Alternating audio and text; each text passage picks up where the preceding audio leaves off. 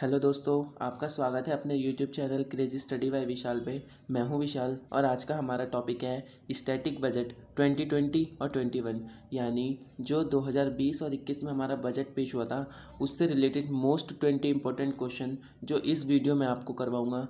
दोस्तों, वीडियो पूरी देखना और ये वीडियो आपके लिए बहुत हेल्पफुल है क्योंकि इसमें से आपका एक क्वेश्चन ज़रूर आने वाला है आपके गवर्नमेंट जॉब प्रिपरेशन के एग्ज़ाम में। दोस्तों, वीडियो को पूरा देखना। देखते हैं पहला क्वेश्चन। 2020-21 के बजट में राजकोषीय घाटा यानी फिस्कल डेफिसिट कितना था? तो A 3.8% of GDP, B 3.5% of GDP, C 2.8% of GDP या फिर डी 3% ऑफ जीडीपी। तो दोस्तों, इसका राइट आंसर होगा बी 3.5% ऑफ जीडीपी। जो हमारा टोटल राजकोषीय घाटा है वो 3.5% ऑफ जीडीपी है। ठीक है, नेक्स्ट क्वेश्चन देखते हैं। 2020-21 का बजट किसने पेश किया था? तो आपके ऑप्शन है ए स्नेहलता श्रीवास्तव, बी निर्मला सीतारमण, सी लाल कृष्ण आडवाणी या फिर डी अशोक गहलोत। तो इसका राइट आंसर होगा दोस्तों बी निर्मला सीतारमण। जो हमारी फाइनेंस मिनिस्टर है वो है निर्मला सीतारमण और इन्होंने ही 2020-21 का बजट पेश किया था। ये है निर्मला सीतारमण। नेक्स्ट क्वेश्चन है 2020-21 के बजट में सबसे ज़्यादा खर्च कौन सा है? यानी इसमें जो है 2020-21 में सबसे बड़ा, ये दोस्तों बाद में है, सबसे बड़ा खर्च कौन सा है? आपके ऑप्शन है ए हथियार खरीदने का, बी ब्याज भुगतान का, सी पेंशन देने का और डी G20 सम्मेलन का। तो दोस्तों, हम सब जानते हैं इसका राइट आंसर होगा बी ब्याज भुगतान का। जो दोस्तों 2020-21 का सबसे बड़ा खर्च है वो ब्याज भुगतान का है और ये टोटल 7.08 लाख करोड़ है जो हमें दूसरे देशों या फिर आर्थिक संगठनों को ब्याज के रूप में देना है जो हमने उनसे उधार लिया था। उनका मोल नहीं चुकाना, मोल तो अलग है, ये सिर्फ ब्याज का खर्च है 7.08 लाख करोड़। ओके दोस्तों, नेक्स्ट क्वेश्चन देखते हैं। 2020-21 का ब्याज भुगतान कितना है? देखो ये दोस्तों वही क्वेश्चन आ गया। इसमें बताना है 2020-21 का ब्याज भुगतान कितना है। तो ए 7.8 लाख करोड़, बी 6.99 लाख करोड़, सी 8 लाख करोड़ और डी 7.9 लाख करोड़। तो हम सबको पता है इसका राइट आंसर होगा ए 7.08 लाख करोड़। जो हमारा ब्याज भुगतान है वो है 7.08 लाख करोड़। नेक्स्ट क्वेश्चन देखते हैं। 2020-21 का कुल बजट कितना था? इसमें बताना है दोस्तों जो हमारा 2020-21 का पूरा बजट था वो कितना था। आपके ऑप्शन है ए 32.50 लाख करोड़, बी 30.42 लाख करोड़, सी 28.80 लाख करोड़ और डी 34.34 लाख करोड़। तो इसका राइट आंसर है दोस्तों बी 30.42 लाख करोड़। जो हमारा कुल बजट है वो 30.42 लाख करोड़ का है और इसमें से जो भी खर्च होगा, जो भी प्राप्तियां होंगी वो सब इसी में से होगी। ठीक है, नेक्स्ट क्वेश्चन देखते हैं। 2020 के बजट में 5 ट्रिलियन डॉलर का लक्ष्य कब तक रखा गया है? मतलब इसमें बताना है दोस्तों जो इस बार का जो 2020 का बजट था उसमें ये घोषणा की गई है कि जो हमारी अर्थव्यवस्था है वो उसका लक्ष्य हम 5 ट्रिलियन, यानी हमारी अर्थव्यवस्था धीरे धीरे करके हम 5 ट्रिलियन डॉलर तक ले आएंगे। तो उसका लक्ष्य कब तक रखा गया है? यानी ए 2022 तक, 2023 तक, सी 2024 तक और डी 2025 तक। तो दोस्तों इसका राइट आंसर है सी 2024 तक। यानी दोस्तों 2024 तक जो हमारी टोटल अर्थव्यवस्था है वो 5 ट्रिलियन डॉलर तक पहुंच जाएगी और जो अभी हमारी अर्थव्यवस्था है वो 3 पॉइंट कुछ ट्रिलियन डॉलर है। ठीक है, नेक्स्ट क्वेश्चन देखते हैं दोस्तों।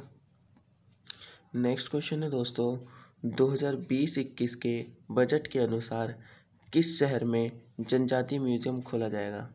यानी जो हमारा 2020-21 का बजट हुआ था उसमें ये घोषणा की गई थी कि अभी एक जनजाति जो होती है, मतलब जो आदिवासी लोग होते हैं, उनके लिए मतलब एक म्यूजियम खोला जाएगा। ठीक है, तो आपके ऑप्शन है ए बेंगलुरु, बी सूरत, सी रांची और डी लखनऊ। तो हम सब जानते हैं इसका राइट आंसर होगा सी रांची। दोस्तों जो रांची है वहाँ पर एक जनजाति म्यूजियम खोला जाएगा। ठीक है, ये इंपॉर्टेंट क्वेश्चन है। नेक्स्ट क्वेश्चन देखते हैं। 2020-21 के बजट के अनुसार बंदरगाह म्यूजियम, अभी दोस्तों हमने पढ़ा था जनजाति म्यूजियम रांची में खोला जाएगा, अभी आ गया बंदरगाह म्यूजियम। तो ये कहाँ खोला जाएगा? आपके ऑप्शन है ए गांधीनगर, बी अहमदाबाद, सी चंडीगढ़ और डी मुंबई। तो दोस्तों हम सब जानते हैं इसका राइट आंसर होगा बी अहमदाबाद, यानी जो अहमदाबाद है वहाँ पर बंदरगाह म्यूजियम खोला जाएगा। ठीक है, ये भी इंपॉर्टेंट क्वेश्चन है, दोनों दोस्तों याद रखना। नेक्स्ट क्वेश्चन देखते हैं। 2020-21 की बजट घोषणा के अनुसार किसान रेल कहां से कहां तक चली? इसमें बताना है दोस्तों, जो 2020-21 का बजट हुआ था उसमें घोषणा की गई थी कि हम किसानों के लिए किसान रेल चलाएंगे। तो पहली किसान रेल कहां से कहां तक चली थी? ठीक है दोस्तों, ये बताना है आपको। आपके ऑप्शन है ए महाराष्ट्र, देवलाली महाराष्ट्र से दानापुर बिहार तक, बी अनंतपुर आंध्र प्रदेश से आदर्श नगर दिल्ली तक, सी तमिलनाडु और से जम्मू कश्मीर तक, और डी पटना से लेके नागपुर तक। तो दोस्तों इसका राइट आंसर हम सब जानते हैं, राइट आंसर होगा इसका ए देवलाली महाराष्ट्र से लेके दानापुर बिहार तक। जो दोस्तों हमारी पहली किसान रेल है, जो 2020 के बजट में घोषणा की गई थी कि हम किसानों के लिए किसान रेल चलाएंगे, ताकि जो उनकी फसल होती है वो आसानी से एक स्थान से दूसरे स्थान तक आ जाए। ठीक है, तो इसीलिए पहली किसान रेल चलाई गई थी देवलाली महाराष्ट्र से लेके दानापुर बिहार तक। ठीक है, और दोस्तों ये जो अनंतपुर है, अनंतपुर आंध्र प्रदेश से लेके आदर्श नगर दिल्ली तक, ये किसानों की दूसरी रेल चलाई गई है। यानी अभी तक 2 रेल चलाई जा चुकी हैं। पहली है देवलाली से दानापुर तक और दूसरी है अनंतपुर से आदर्श नगर दिल्ली तक। ठीक है, ये फर्स्ट है दोस्तों और ये सेकंड है। ये याद रखना दोस्तों, ये भी इम्पोर्टेंट क्वेश्चन है। नेक्स्ट क्वेश्चन देखते हैं। 2020-21 की बजट घोषणा के अनुसार पहली प्राइवेट ट्रेन कहां से कहां तक चली है? यानी दोस्तों हमें बताना है कि जो 2020-21 में बजट की घोषणा हुई थी उसमें कहा गया था कि हम भारत में प्राइवेट ट्रेन चलाएंगे। तो वही पहली प्राइवेट ट्रेन कहां से कहां तक चली है? ए वाराणसी से लेके इंदौर तक, बी मुंबई से अहमदाबाद तक, सी लखनऊ से दिल्ली से लखनऊ तक, और डी इनमें से कोई नहीं। तो हम सब जानते हैं दोस्तों इसका राइट आंसर होगा सी दिल्ली से लखनऊ तक। यानी दोस्तों जो पहली प्राइवेट ट्रेन चलाई गई है वो दिल्ली से लखनऊ तक चलाई गई है ना। और जो दूसरी ट्रेन है दोस्तों वो सेकंड ट्रेन चलाई गई है मुंबई से अहमदाबाद तक। ठीक है, ये फर्स्ट है दिल्ली से लखनऊ, फर्स्ट है, और ये वाली है जो ए है दोस्तों वाराणसी से इंदौर तक, ये हमारी थर्ड ट्रेन है। तो अभी तक 3 प्राइवेट ट्रेन चलाई जा चुकी हैं। ठीक है, पहली है दिल्ली से लखनऊ तक, दूसरी है मुंबई से अहमदाबाद तक, और तीसरी है वाराणसी से इंदौर तक। ठीक है, नेक्स्ट क्वेश्चन है दोस्तों। 2020-21 की बजट घोषणा के अनुसार कौन से नंबर की नई शिक्षा नीति आई है? यानी दोस्तों इसमें हमें बताना है कि जो अब हमारी नई शिक्षा नीति आई है वो किस नंबर की है। वो पहले नंबर की है, वो दूसरे नंबर की है, वो तीसरे नंबर की है, वो चौथे नंबर की है। तो हम सब जानते हैं इसका राइट आंसर होगा सी तीसरे नंबर। दोस्तों जो हमारी ये जो न्यू एजुकेशन पॉलिसी यानी नई शिक्षा नीति आई है वो तीसरे नंबर की आई है। यानी अब से इस बार से लेके पहले भी 2 बार शिक्षा नीति आ चुकी है। कब आई है? पहली शिक्षा नीति आई थी 1968 में जब इंदिरा गांधी जी की सरकार थी। ठीक है, दूसरी शिक्षा नीति आई थी 1986 में जब राजीव गांधी जी की सरकार थी, और अब जाके थर्ड आई है 2020 में पीएम मोदी जी की सरकार के अंतर्गत नई शिक्षा नीति। ठीक है, याद रखना दोस्तों, इंपॉर्टेंट क्वेश्चन है। नेक्स्ट क्वेश्चन देखते हैं। 2020-21 की बजट के अनुसार किस वर्ष तक दूध का उत्पादन दूध का उत्पादन डबल करने की घोषणा की है। मतलब जो हमारा 2020-21 का बजट था उसमें ये बोला गया था कि हम आने वाले कुछ सालों में जो दूध है उसका उत्पादन डबल कर देंगे। तो इस आपके ऑप्शन है ये ए 2023, बी 2024, सी 2025 और डी 2026। तो हम सब जानते हैं दोस्तों इसका राइट आंसर होगा सी 2025। यानी जो 2025 है इसके अंदर हम अब हमारा जो मिल्क प्रोडक्शन है यानी जो दूध का उत्पादन है उसको डबल कर देंगे। ठीक है, नेक्स्ट क्वेश्चन देखते हैं। 2020-21 के बजट के अनुसार किसानों की आय को दुगना कब तक करने की घोषणा की गई है। यानी दोस्तों 2020 में एक घोषणा की गई थी कि आने वाले कुछ सालों में हम जो किसान हैं उनकी आय को 2 गुना कर देंगे। ठीक है दोस्तों, तो आपके ऑप्शन है ए 2021, बी 2022, सी 2024 और डी 2023। तो दोस्तों हम सब जानते हैं इसका राइट आंसर होगा बी 2022। यानी जो 2022 है इसके आने तक हम किसानों की आय को दुगना कर देंगे। ठीक, नेक्स्ट क्वेश्चन है सबको घर सबको बिजली का लक्ष्य कब तक रखा गया है। यानी दोस्तों जो 2020 का बजट था उसमें घोषणा की गई थी कि हम आने वाले कुछ सालों में प्रत्येक व्यक्ति को घर और प्रत्येक व्यक्ति को बिजली उपलब्ध कराएंगे। तो इसका लक्ष्य रखा गया है ए 2021 तक, बी 2022 तक, सी 2023 तक और डी 2024 तक। तो दोस्तों इसका राइट आंसर होगा बी 2022 तक। यानी जो 2022 है इसमें सब प्रत्येक व्यक्ति को तो घर मिलेगा और प्रत्येक व्यक्ति को बिजली मिलेगी। इसीलिए इसके अंतर्गत एक दो योजना भी चलाई गई थी जिसमें सरकार लोगों को घर बनाने के लिए 2.5 लाख रुपीज़ दे रही थी। ठीक है दोस्तों, नेक्स्ट क्वेश्चन देखते हैं। नेक्स्ट क्वेश्चन है दोस्तों पूरे देश में हर घर जल अभियान कब तक पूरा करने का लक्ष्य किया है। तो यानी भारत सरकार ने लक्ष्य रखा है कि आने वाले समय में जो प्रत्येक व्यक्ति है सबको पीने का स्वच्छ और साफ़ पानी उपलब्ध कराएंगे। तो उसका लक्ष्य कब तक रखा गया है। तो आपके ऑप्शन है ए 2022 तक, बी 2023 तक, सी 2024 तक और डी 2025 तक। तो इसका राइट आंसर होगा सी 2024 तक। यानी जो 2024 है इसके आते आते प्रत्येक व्यक्ति के पास अपना जल का पूरा कनेक्शन होगा और उनको साफ जल यानी एकदम स्वच्छ जल उपलब्ध कराया जाएगा। नेक्स्ट क्वेश्चन देखते हैं टीबी रोग को कब तक पूरा तरह से ख़त्म करने का लक्ष्य रखा गया है। तो यानी इसमें बताना है दोस्तों जो 2020-21 का बजट हुआ था उसमें ये कहा गया था कि आने वाले कुछ साल में हम जो टीबी रोग है ट्यूबरक्लोसिस बैक्टीरिया इसको हम पूरी तरह ख़त्म कर देंगे। ऑप्शन है आपके ए 2023 तक, बी 2024 तक, सी 2025 तक और डी 2026 तक। तो इसका राइट आंसर होगा दोस्तों सी 2025 तक। यानी जो 2025 है इसमें टीबी जो है वो जड़ से ख़त्म हो जाएगी और किसी भी व्यक्ति को टीबी नहीं होगी आने वाले साल में। ठीक है, नेक्स्ट क्वेश्चन देखते हैं दोस्तों 2024 तक योजना उड़ान के तहत कितने एयरपोर्ट बनाए जा रहे हैं। ठीक है दोस्तों 2024 तक योजना उड़ान के तहत कितने एयरपोर्ट बनाए जाएंगे। तो आपके ऑप्शन है ए 60, बी 80, सी 100 और डी 120। तो हम सब जानते हैं इसका राइट आंसर होगा सी 100। यानी जो 2024 तक है वो भारत सरकार कुल 100 नए एयरपोर्ट बनाएगी योजना उड़ान के तहत।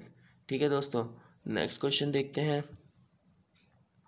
2020-21 के बजट के अनुसार 1 लाख ग्राम पंचायतों को इंटरनेट से जोड़ने के लिए कौन सा इंटरनेट दिया जाएगा।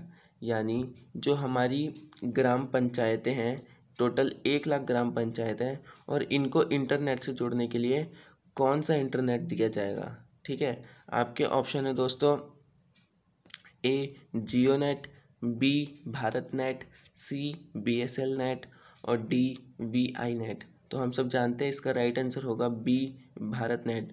यानी दोस्तों जो हमारी 1 लाख ग्राम पंचायत हैं उनको इंटरनेट से जोड़ने के लिए यानी उनको ऑनलाइन लाने के लिए हम जो भारत सरकार है उनको भारत नेट प्रोवाइड कराएगी। ठीक है, नेक्स्ट क्वेश्चन देखते हैं।